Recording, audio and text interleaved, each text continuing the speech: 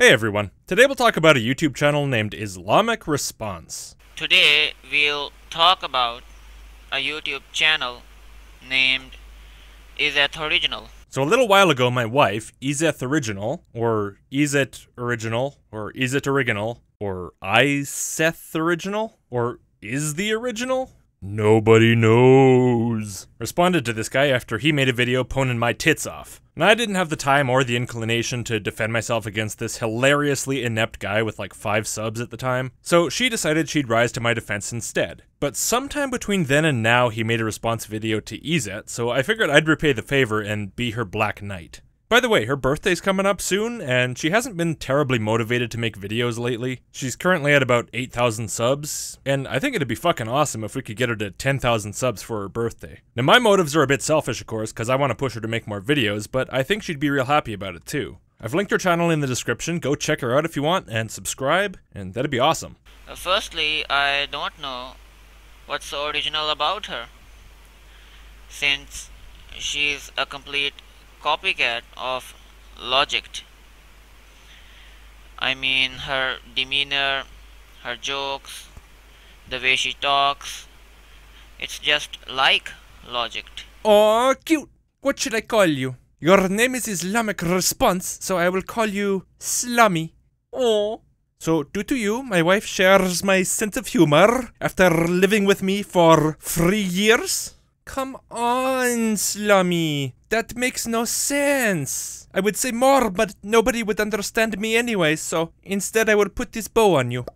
Ew, that is way too pink. Anyways, let's analyze some of her work against religion. Oh, Slummy. Against is a pretty strong term, don't you think? I'm pretty sure Iseth is too sugar candy nice to be as mean as all that. Maybe it'd be more accurate to say her work gently criticizing religion? Her work poking fun at religion while calmly explaining some of its flaws? That kind of thing? She's just so nice about everything, man. Sometimes she shows me her videos and I'm like, wait, couldn't you have been a little bit harsher there? You're so nice. You know, maybe you could have spent a minute and a half spluttering with exasperation because of how outrageously stupid what he just said was and then called him a worthless fucking lunatic fuckstick. But then she doesn't change anything. God damn it, woman, let me drag you down into the mud with me.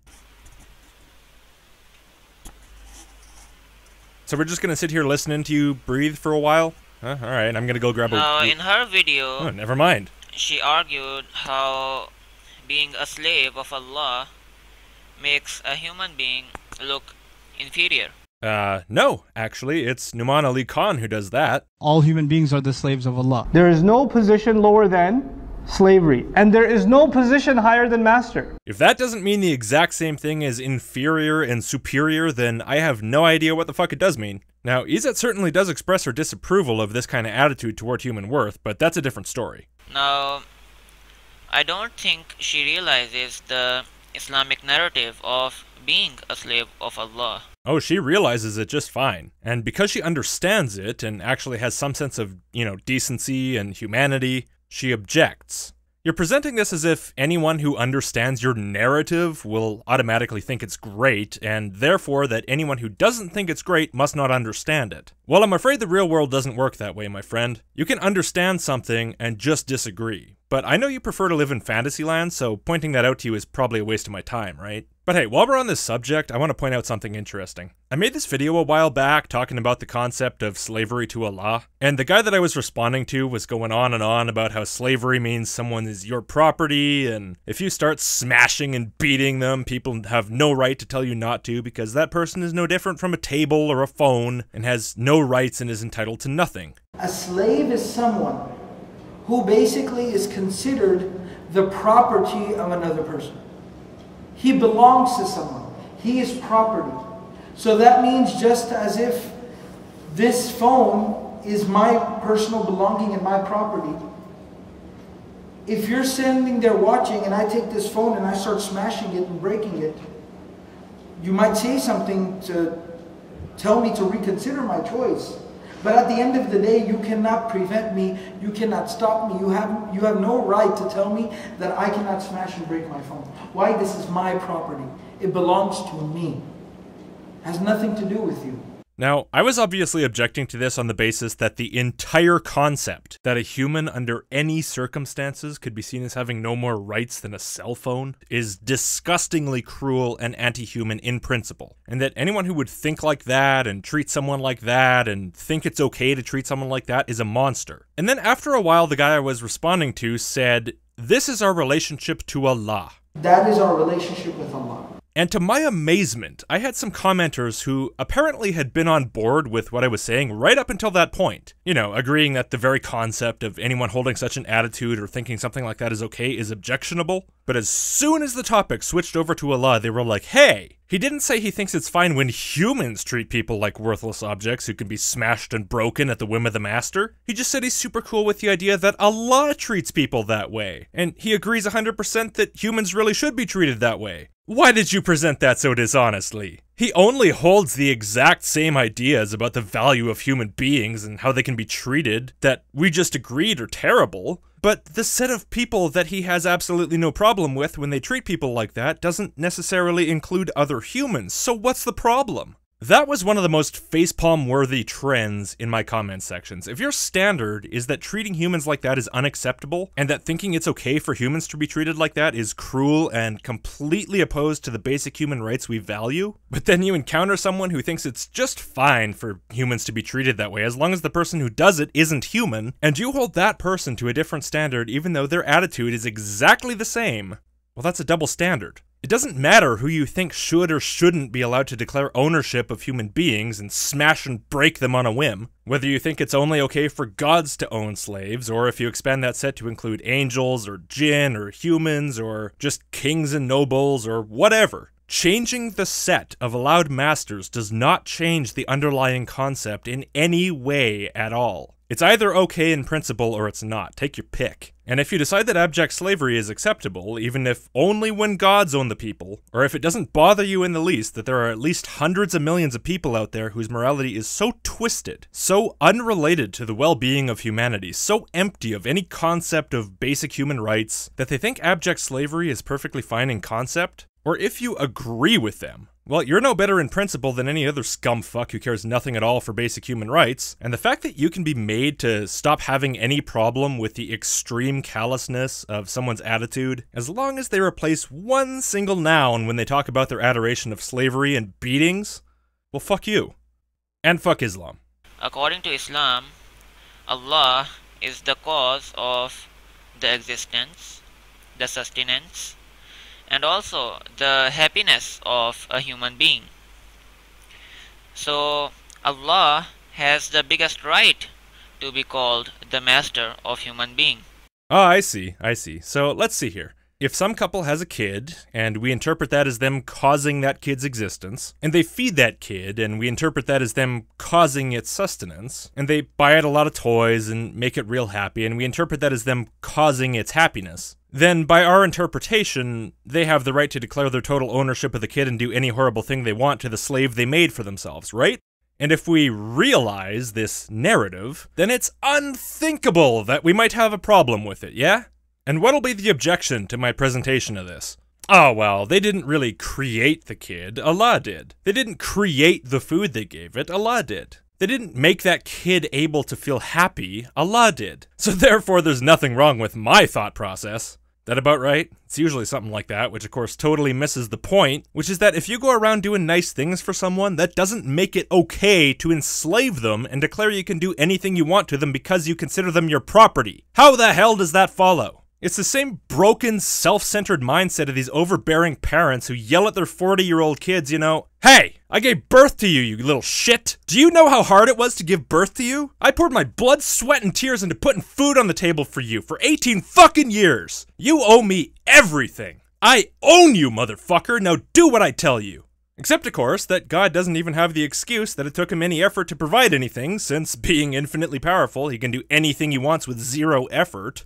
And so, if you could unplug your knee-jerk defensiveness of your religion, you might be able to notice why, to people like Iseth and me, who don't buy into what you're selling, it looks even more ridiculous and inappropriate when a god supposedly pulls this entitled bullshit as when a parent does. You might start to understand why, from my perspective, you seem like a very mentally damaged individual for thinking that this is a healthy, reasonable way for parent-child, or if you like, creator-created relationships to work. And also, in Islam, being a slave of Allah is actually absolute freedom. Oh really? How is that so? How is that so? Yes, how is that so? It's because when you worship a reality that is outside of this universe, you are no longer a slave to something that is within the universe.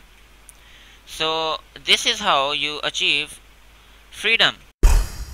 Wow, that is a lot to unpack. Okay, because of how you phrase that, there are a number of different things you could hypothetically mean, and each one of them is pretty ridiculous in its own way, and it needs to be addressed separately. So, the first possibility is that you're simply conflating worship with slavery, even though they're not the same thing. I mean, you can be a slave to something that you don't worship, and you can worship something you're not enslaved by. But that's so obvious it should go without saying, so since my goal is to represent your arguments as charitably as possible, I can't assume that's what you meant, even though it would be hilarious. Another possibility is that you meant exactly what you said. Basically, whether slavery is possible locally or not is toggled by whether one worships something non-local or not, yes? So, if I'm inside the universe and I worship something that's outside the universe, it is impossible for me to be enslaved by something else inside the universe. But if I don't worship something outside the universe, then I can be enslaved by something inside the universe. With the result being that no slave who worshipped God was ever actually a slave. That's a pretty great way to get out of slavery, you know? Fuck emancipation. Just pray to God. That'll do it. Instant freedom. Does this work on other scales? You know, let's say there's someone on my planet who whips me awake every day and makes me carry rocks around for 20 hours for no reward except just enough food to keep me alive, but I worship aliens from Mars? Does that mean I'm in fact not a slave? This is fascinating. I would love to dig deeper into this. But the fact is that if I take you literally, that does seem to be what you're saying, but again, it's so completely nutty that I really can't stop there and assume that. I really have to go looking for a more charitable interpretation still. So here's what I think you're really trying to say. Some people worship money, some status, some fame, some worship their careers, some even worship people. May we worship and depend on Allah alone. Is that about right? I mean, it is a bit odd considering that that would mean you have to be using slavery in a metaphorical sense rather than the literal someone owned by someone else who is forced to obey them sense, which is the sense it's used in when they talk about slavery to Allah, but I still kind of think you meant it this way. In which case, well, it makes no sense. Think about it. The complaint is basically about unhealthy obsessions, right? People being way too interested in making money or getting famous or idolizing celebrities or whatever. Now to me, the solution to that problem is to simply try to have a more realistic perspective. To recognize, for example, that while money does have some importance because you need it to participate in modern society, it's not all important, and it's far from the only thing that matters, and it's unhealthy to obsess over making giant heaps of it, even at the expense of your well-being and the well-being of others. The message, then, is that obsession, that worship, that allowing your mind to be enslaved by some idea that you have, is rarely going to work out well. And although you probably hope that all that money that you're obsessed with making would set you free, instead all you've done is chain yourself to it. And yeah, you could certainly try to spread that message to help others if you like. But instead, the solution that tweeter and apparently you propose to solve the problem of obsession and worship consuming the mind is to propose that people obsess over and worship something else so that their mind is chained to that thing instead of the other thing. That's not a solution. That doesn't fix the problem. It doesn't set your mind free. It just attaches your chain to a different place. Now, she also argued how a slave is a negative-ish word in the context of a master-slave relationship. No, she didn't, really. She just kind of took it that way because, well, that's what it is. The slave is the one with no freedom, no choice, no personal autonomy, who someone else claims ownership of and who is forced to do stuff. There's nothing positive about that, Salami. I think it's obvious that the understanding she has of a master-slave relationship is that of a harsh one.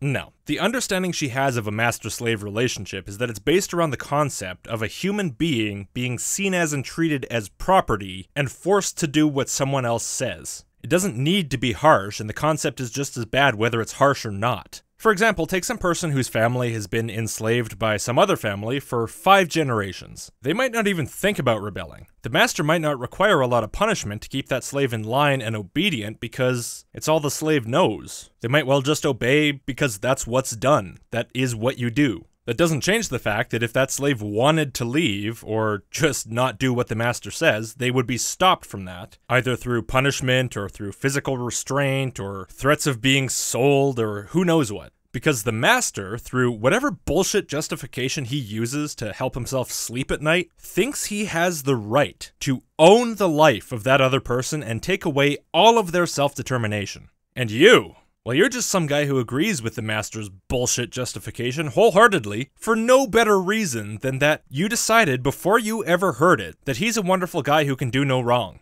And that's the issue here. Harshness can certainly make the conditions of slavery worse, but it has nothing to do why fundamentally slavery is bad in and of itself. You know, at least in the opinion of people who actually give a shit about people. And I have to say that the fact that you don't understand that, and apparently you think slavery is just fine as long as it's not too harsh, is creepy as hell.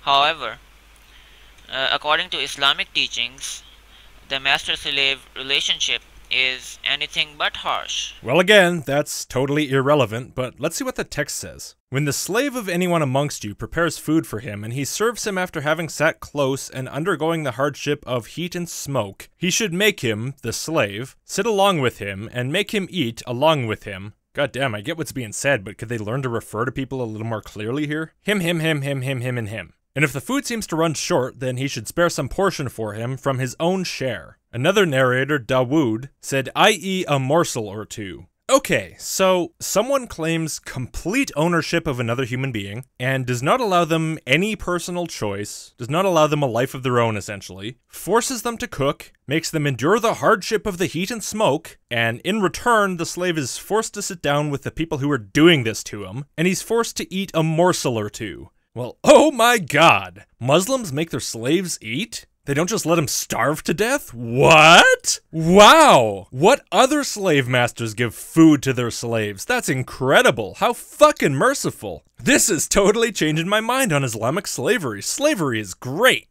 Okay, and the next one says, the Prophet said, feed those of your slaves who please you from what you eat, and clothe them with what you clothe yourselves. But sell those who do not please you, and do not punish Allah's creatures. Right, and you don't see this as a problem, huh? You know, the fact that for all of Muhammad's bazillions of rules, or the ones attributed to him at least, he couldn't find it within himself to come out against fucking slavery! Instead, he made it explicit that slavery is just fine, and then made rules governing how it should be done. And this one's a real gem, isn't it? Don't punish your slaves. Just sell them down the fucking river when you don't like them. Oh, and you know, don't keep them starving and naked either. Yeah, give them a set of clothes, give them some food. Presumably a morsel or two if the last one's anything to go by. Because that's totally a fair payment for a lifetime of forced labor. What a fucking amazing human being, really. And this is what you find perfectly acceptable, is it? This is your defense of Islamic slavery. Well, isn't that nice? Actually, it has more resemblance with a father-son relationship. Oh, I see. I think I get it. So, if I can go down to the schoolyard and lure some little boy into my windowless van, and I drive him out into the desert and I make him turn a mill like he's fucking Conan the Barbarian for the rest of his life, but I'm really, really nice to him and I call him son, then it's just fine then. It's all fine. If I rebrand slavery as a father-son relationship, then that removes all the human rights issues, right? By the way, I love how deep we've got into these weeds. I figured you might try to defend the concept of humans being slaves to Allah, but instead you totally ignored that and went right on to defending the institution of slavery among human beings. It's magical. I can't even describe how happy this makes me. Hearing you admit this horrible thing that nobody accused you of, and then flounder around desperately trying to justify it? What's next? Are you gonna just randomly start defending stoning and rape? I believe that the concept of rape that he has is with a harsh rapist, but the Islamic concept of rape is not harsh. Later on in Islamic history, there were even instances where slaves rose to become kings. That's great. Wonderful. I love to hear that. And do you know why that's so good and inspiring? Well, it's because slavery is bad. It's an inferior position that it's nice for people to rise out of because it sucks balls being a slave. So how exactly is, hooray, some people stop being slaves, a defense of fucking slavery? The fact that some people remember this as though it's some kind of positive thing is actually a condemnation of slavery. God damn. Oh, and by the way, I see that you've changed the text on the screen again, so there are two hadith here, both of which amount to Muhammad wanting people to set their slaves free because they beat them. The second one is much more clear than the first because it contains the direct words of Muhammad. And of course I say that with a massive asterisk next to it because this word-of-mouth anecdotal bullshit means approximately nothing in reality, especially when you consider that this hadith says that it's a guy reporting from memory what he once heard some other guy report from memory that he once heard Muhammad say. And there's a fourth guy writing it all down.